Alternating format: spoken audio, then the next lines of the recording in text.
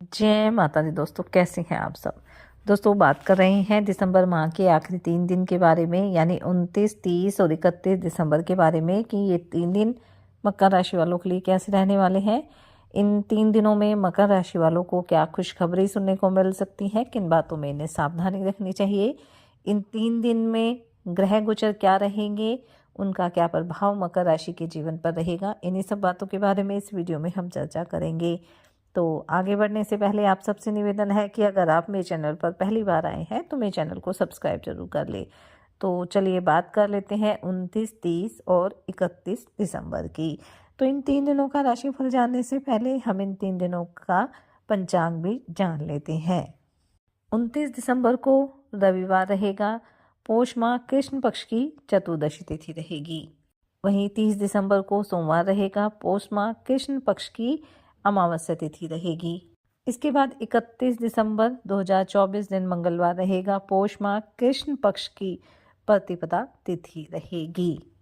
30 दिसंबर 2024 को अमावस्या रहेगी और इस दिन सोमवार है, इसलिए ये सोमवती अमावस्या रहेगी।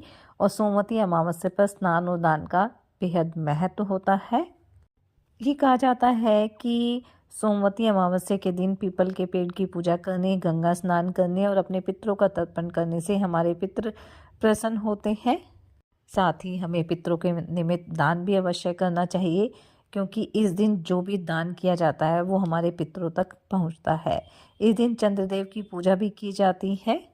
और क्योंकि ये सोमवार के दिन है तो सोमवती अमावस्या है, तो इस दिन आप भगवान विष्णु और माता लक्ष्मी के साथ भगवान शिव की पूजा अर्चना भी करें, क्योंकि इस दिन विधि पूर्वक पूजा अर्चना करने से जीवन में खुशहाली आती है और आर्थिक लाभ भी मिलता है। इसलिए इस दिन आप भगवान शिव का जल, दूध, दही, शहद, घी से अभिषेक करें। ऐसा करने से आपकी जो भी मनोकामना है वो अवश्य पूरी होगी। साथ ही आप गरीब और असहाय लोगों और ब्राह्मणों को भोजन कराएं, इससे पितरों का और देवी देवताओं का आशीर्वाद भी आपको मिलेगा।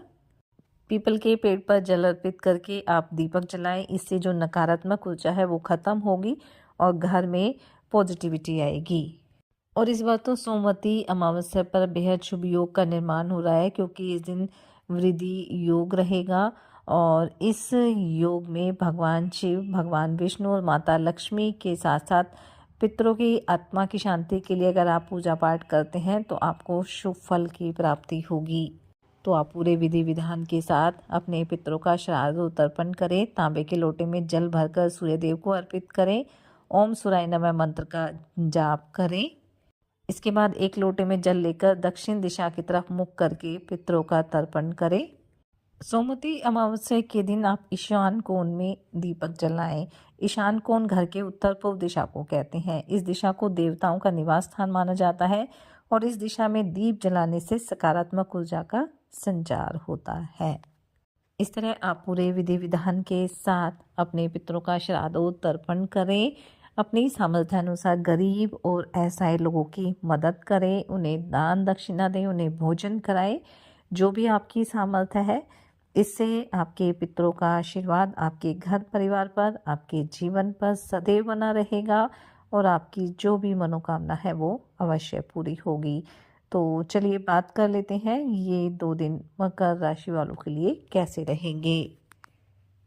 इन 3 दिनों में चंद्रमा की स्थिति की अगर बात करें तो चंद्रमा धनु राशि में रहने वाले हैं और मकर राशि के 12वें स्थान में विराजमान रहेंगे। और 12वां स्थान जिसे विदेश का स्थान कहा जाता है।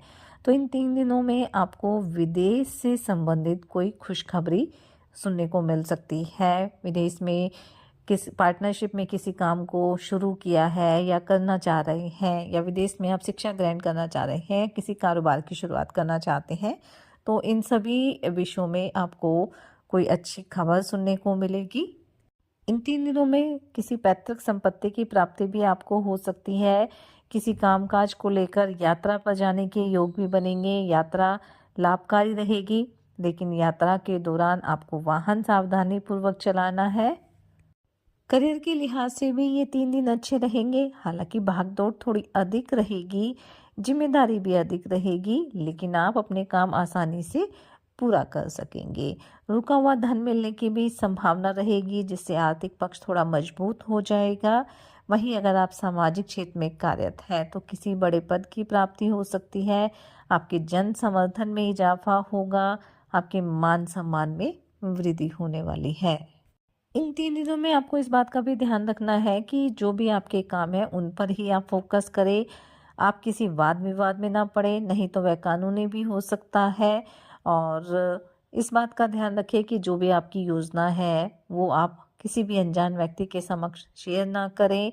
अपने कार्यों को, अपनी योजना को तय समय पर पूरा करने का प्रयास करें। आप अपने कारोबार में कोई बदलाव करने की योजना भी बना सकते हैं। नौकरी पेशा लोगों को भी कोई अच्छा अवसर इन 3 दिनों में मिल सकता है, जिससे आपके जीवन में खुशियां रहेगी। दाम्पत्य जीवन आपका सुखद रहेगा। जीवन साथी के साथ अगर कोई अनबन चल रही थी तो वह दूर हो जाएगी, लेकिन इन 3 दिनों में जीवन साथी का स्वास्थ्य थोड़ा कमजोर रह सकता है। वहीं प्रेम संबंधों के लिए भी समय सामान्य रहेगा। आपके रिश्ते अच्छे रहेंगे। आपके भाई बहन आपसे किसी जरूरी काम को लेकर सलाह भी ले सकते हैं और आपको भी उनसे अच्छी तरह से बात करनी है, अपनी बात को उन्हें अच्छे ढंग से समझाना है। विद्यार्थियों के लिए भी ये 3 दिन अच्छे रहेंगे। प्रतियोगी परीक्षा में आपको सफलता प्राप्त होगी, पढ़ाई पर आप ध्यान देंगे। बस थोड़ा सा आपको अपनी संगति का ध्यान रखना है, तभी आप कोई अच्छा मुकाम हासिल कर सकते हैं।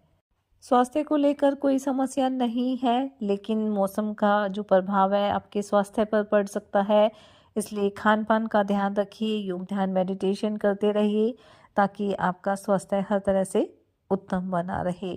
माता के स्वास्थ्य में भी कुछ गिरावट देखने को मिल सकती है, इसलिए आपको उनका भी ध्यान रखना होगा। अपनी दैनिक आवश्यकताओं की पूर्ति आप आसानी से कर पाएंगे। कोई सरकारी काम भी अटका हुआ था तो वह भी इन 3 दिनों में पूरा हो सकता है।